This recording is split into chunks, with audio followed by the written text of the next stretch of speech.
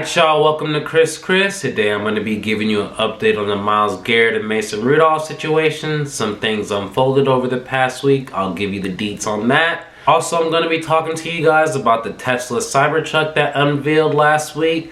It had a press conference that had some highs and lows. I'm going to go over all that and the repercussions from that. Also, some news regarding R. Kelly leaked out over the weekend. I'm going to give you the information on that and who gave that information about R. Kelly. And lastly, and on the previous video, I talked to you about Chase Young and James Wiseman being suspended by the NCAA. We got some results and conclusions to that. I'm going to give you the deets on that as well. So tune in today. So if you missed my last video, or if you missed the world, the talk of the week has been Myles Garrett's flinging his helmet at Mason Rudolph and hitting him. He was suspended indefinitely, but Myles Garrett chose to appeal it, and his appeal was held last week. And when Myles Garrett had that appeal, some things were said that were leaked out and became the talk of the world. Myles Garrett said during his hearing that Mason Rudolph called him a racial slur. Now keep in mind, before I even talk any more about it, Myles Garrett went on record saying that he thought that this was going to be kept in private. That's the only reason he released it then. He did not want this to become a public fiasco like it has become. But thus, it leaked and it's become public talk. Some people think he's pulling a Jesse Smollett, just pulling out the race card just to defend himself. And some people think Mason Rudolph, who has ties to Make America Great Again, as we all know, Trump supporters. So some of them like, hey, maybe he could be racist. It turns out that the NFL found no definitive proof. Typically in the NFL, players are not mic'd up or have microphones in their helmets. Sometimes they do, so we hear how a player reacts to a play. But Mason Rudolph nor Myles Garrett were the person chosen for that. So it's a bunch of he said, she said. At the end of the day, Myles Garrett's still going to be suspended indefinitely. I know in my previous video, I talked about how I was upset that Mason Rudolph didn't get a fine or at least a 1 or 2 game suspension. Turns out now he got a $50,000 suspension, so at least he got something. And Mason Rudolph, when addressed about the racial comments, he denies all of it vehemently. He's like, hell no, I did not say this. He's saying this just to cover his ass. And me personally, I'm somewhere in that thin line, you know, because you have people on this spectrum where they're like, hey, Myles Garrett, he clearly wouldn't have acted out unless Mason Rudolph said that. We have people that are, Myles Garrett is only saying this to protect his ass. He knows America's really tension race-wise, so he's using that to cover his tracks. And like I said, me, I'm in that thin line. I can see it happening from both sides. I can see Myles Garrett getting really upset because Mason Rudolph did say that. But I can also see Myles Garrett just being a hothead in his own and just fucking exploding. And I can also see Mason Rudolph, who's the Make America Great Again supporter. Who knows if he's saying the N-word or not, because when you support a president who's openly racist against people, you lead to interpretation of people interpreting that you are racist. And that's the problem with America currently. No matter what, race is going to be something of tension. And when you support a president who's openly racist, we are going to try to assume that you probably are racist too. And it's hard not to. If you supported Trump when he first started, and you gave up on him in these 3 years, but if you followed him through all these years and you're going to vote for him again in 2020, it's hard for me to believe. It's hard to believe that you don't have some racism built in when you're supporting a guy who's openly racist. So let me know in the comments, guys. How do you guys feel about this situation? Do you think Mason Rudolph called Myles Garrett an N-word? Do you think Myles Garrett just blew up? Or are you somewhere in that thin line like between me? I'd love to hear it. Okay, so Tesla, we all know, some people have deemed it the car of the future. They really haven't missed as far as releasing new cars or their market shares going up. So Elon Musk held his conference to unveil his new cybertruck, which starts around $40,000. And part of his demonstration to show that this cybertruck is indestructible, here, let me show you this video.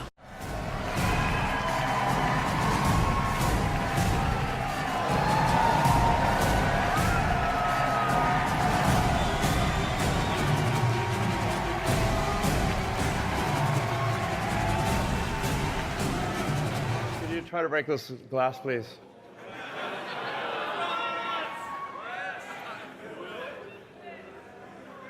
Yeah.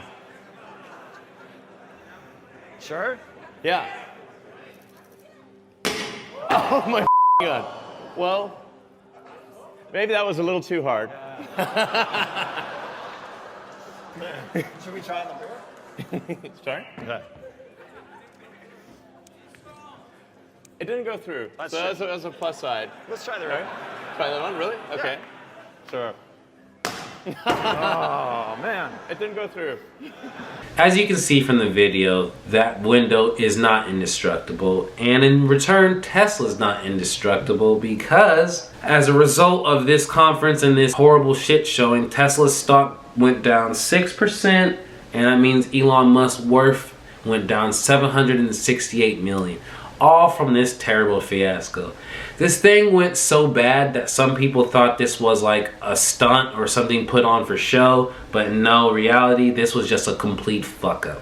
And some people are saying that the Cybertruck tanked because of this demonstration, but let's be honest, people, when you look at this Cybertruck, do you really think this thing's attractive? Is this something you really want to buy? That's sexy to you? Like, to me, that's a hideous fucking truck. I don't even think if this demonstration went awful, the truck was going to succeed. But hey, what do I know? I'm not a huge truck person. I've never been a huge truck person. As of this morning, Elon Musk reported that 200,000 people have bought the new Tesla truck. So I'm going to keep tabs to see how this Tesla truck evolves over time. Maybe people really do open up to it and accept it, or maybe this is Tesla's real big first failure in the grand scheme of things. So I'll keep tabs on that. But once again, let me know in the comments, how do you feel about this truck? Because you know, I think that shit's fucking ugly. So if you haven't known, R. Kelly's incarcerated for his sexual assault with younger women. And one of these younger women, Jocelyn Savage, took to her Instagram to release something important. What she posted on her Instagram this Saturday was that she partnered with Patreon to release her side of the story about the R. Kelly situation, and it's for a mature audience of 18 plus. I'm gonna read you her Instagram caption read because it's important. She goes, "I am risking my life for many others. This story is 18 plus and only for mature audience. I want to make sure my story is very detailed as I can remember." So we've always heard rumors of how R. Kelly got this woman and how he promised them to be the next Aaliyah and everything. We are finally getting a truth about her side of the story. And one of the episodes is actually already released. It's called Where It All Started. Jocelyn, at the age of 17, she met R. Kelly at a concert. And at this concert, she said she had mixed emotions. The mixed emotions being that R. Kelly promised that she was going to be the next Aaliyah. So she dropped out of college and moved in with him. And things quickly turned from there. In order to address R. Kelly, she had to refer to him as master or daddy. So you already know this man has some twisted young girl fantasies in his mind. And she goes, it kept getting worse and worse, and he kept becoming more and more controlling. She had to address him as yes daddy or please daddy or anything like that to address him. If she didn't, he would have an outrage. And if R. Kelly had an outrage, he threatened her with saying, "I'm going to tarnish your career. You're going to go live a normal life. Is that what you want? Or do you want to be the next Aaliyah?" So basically, he guilted her into staying for all these years. So basically, R. Kelly was paying these women to convince them that they were the next Aaliyah. But in reality, he was only making them their sex slaves and promising them of this career that they were never truly going to have. So it goes to show that he was using his success and fame to take advantage of these little women, just like we all thought. And I'm going to keep tabs on these stories as they go out and any more revealing information comes. But yeah, I had to let you guys know how much of a pig R. Kelly is. His attorney came and spoke out and basically was just trying to deny everything she said and just saying Jocelyn's money hungry because R. Kelly can't pay her anymore because R. Kelly's broke now and he's incarcerated. So now she's coming out. So they're just trying to discredit her, and I ain't buying it, man. You guys are just sick fucks, and R. Kelly deserves everything that he gets. So in a previous video that I made, I talked about the NCAA in regards to James Wiseman and Chase Young. Both of these guys are potential #1 overall picks. James Wiseman's a #1 overall pick in the NBA, and Chase Young is in the NFL. And they both had 2 separate incidents that involved the NCAA suspending him. Now, James Wiseman is a little bit more trickier. In 2017, Penny Hardaway, who is now the Memphis coach but wasn't a Memphis coach at the time, helped him move to Memphis to have a better opportunity to go to a school for him to get noticed. He paid him $11,500 loan. Eventually, Penny ended up becoming Memphis's head coach, and this was all prior to that. So there was no, I'm doing this to you so you could become eventually a Memphis player. He was just doing this out of his own best interest because he knows James Wiseman's family. But speed it up. In reality, James Wiseman was ruled ineligible and suspended indefinitely. We finally got a ruling that James Wiseman is going to be suspended a total of 12 games. He's going to have to pay back the $11,500, but how he's going to pay it back is by donating it to a charity. So for all things considered, and the fact that James Wiseman could have been suspended for the whole year and never played a single game, for him to be eligible to come back January 12th, it could be better, it could be worse. I think I'm okay with it because he still has the tournaments that showcase his skills and why he deserves to go either #1 or #2 overall. And he'll have enough time with Memphis to get the team chemistry before the tournament. So all things considered, it could have been worse, but I'm okay with that decision. How do you guys feel about James Wiseman's decision? Do you think that he should have had less, or do you think he should have been suspended for the whole season? Let me know in the comments. Lastly, Chase Young, he was also suspended. His incident was more, he got a loan so his girlfriend can go see him at the Rose Bowl. NCAA deemed that suspicious and they suspended him. The suspension only ended up being 2 games. And those 2 games for Ohio State, if you don't know college football, Maryland is not a good football program, and hell no to Rutgers being a good football program.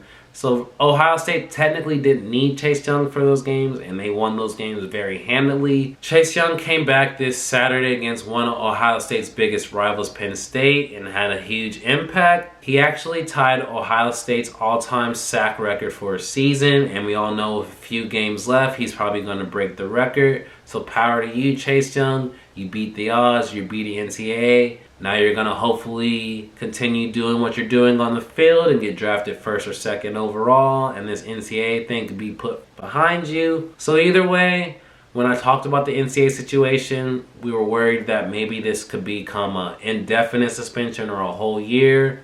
2 games for football and 12 for basketball. Like I said, it could be worse. It could be better, but I'll take it. So let me know in the comments, do you guys think NCAA did a okay job, you think they did a fair job, or they did a poor job from the start and you want to replace them still? So yeah, this is mainly what I wanted to talk about this week. The Myles Garrett and Mason Rudolph still dominated the headlines. The Tesla Cybertruck dominated the headlines over the weekend, and I had to give you guys an update on the R. Kelly, James Wiseman, and Chase Young situations. So once again, everything I asked for you in the comment sections, don't forget to participate. If you enjoyed this video, don't forget to subscribe, turn on those notifications for all my videos. Also, don't forget to like, comment, share this video with your friends if you enjoyed it. This Chris, I'm out. This motherfucker.